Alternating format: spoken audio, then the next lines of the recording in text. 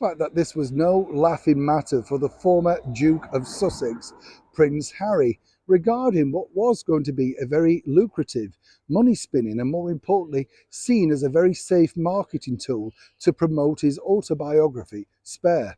As ever, let me explain. Hi, good morning, Neil Sean here. Nice to have your company. By the way, a lot of people are very, very confused at that new sort of response on the Archewell website. I don't know if you've seen it yet, but this is all of their staff.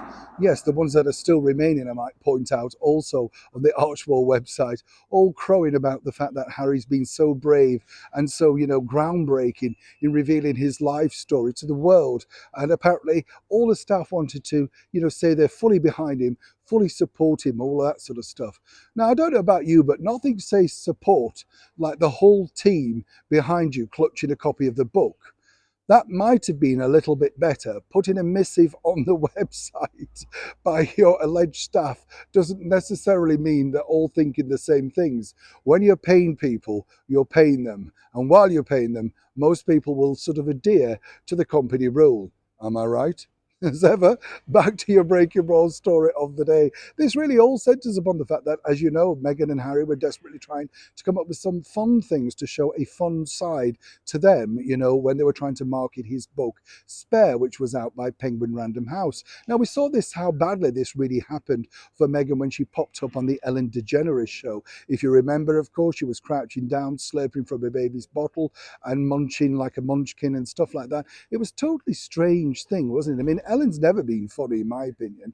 But the bottom line was, why would you agree to that? There could have been better fun things that she could have done on set or behind the scenes that would have portrayed her simply in a better light and a more fun person, but seemingly not. Now, the bottom line is that Saturday Night Live, SNL, which is a big show over in the United States, were very keen to secure Prince Harry. And it looked like they were going to do this deal. In fact, they'd come up with quite a sizable amount of money. But the bottom line was, as we saw with the Stephen Colbert show, Harry really is just a stiff actor, He can't really fake sort of, enthusiasm, really. It's not his fault. He's not an actor. That's the whole point. We saw it with the Travelist video, do you remember as well, when he was picking up a sweet wrapper? Just doesn't work. But the bigger problem for Prince Harry was this: he had a moment of clarity, according to that good source, because apparently the SNL people had decided that he could be involved in a skit, particularly a surprise visit from his father, King Charles, and his elder brother, Prince William. They were going to get two actors in to pop into this particular scene.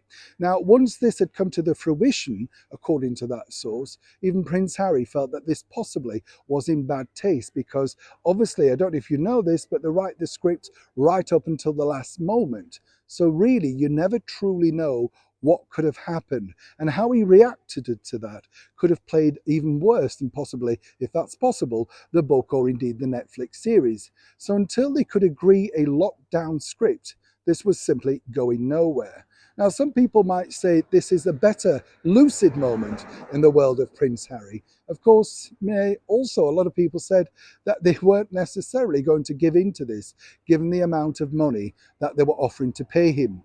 And when you think about it also, none of the big interviews, the one with Tom Bradby and of course Stephen Colbert and Mike, of course, from Good Morning America, really did anything to make sure the book came out in a better light. So who lost out in the end, really? But the bottom line is Saturday Night Live would still welcome Harry back to the show, but it would be under their guidance and their own final script.